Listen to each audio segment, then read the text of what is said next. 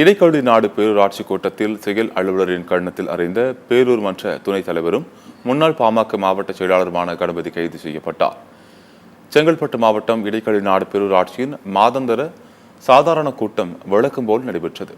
அப்போது பேரூராட்சி மன்ற துணைத் தலைவர் கணபதி தனக்கு தெரியாமல் வேலைக்கான டெண்டர் விடப்பட்டதால் கவுன்சிலர்கள் யாரும் வருகை பதிவேட்டில் கையெழுத்து போட வேண்டாம் என்று கூறி அனைவரையும் வெளியே போகச் சொன்னார்.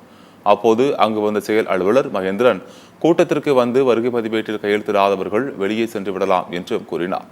இதனால் ஆத்திரமடைந்த துணைத் தலைவரும் காஞ்சி கிழக்கு மாவட்ட பாமக முன்னாள் செயலாளருமான கணபதி ஆத்திரத்தில் செயல் அலுவலர் மகேஸ்வரனை கன்னத்தில் அறிந்தார். இதனால் சிறிது நேரம் கூட்டத்தில் பரபரப்பு ஏற்பட்டது. இது குறித்து செயல் அலுவலர் மகேந்திரன் சூனாம்பேடு காவல் நிலையத்தில் புகார் அளித்தார். அதன் பேரில் சூனாம்பேடு போலீசார் வழக்கு பதிவு செய்து அரசு பணி செய்யாமல் தடுப்பது மற்றும் கொலை முயற்சி உட்பட 4 பிரிவுகளின் வழக்கு பதிவு செய்து கணபதியை கைது செய்தனர்.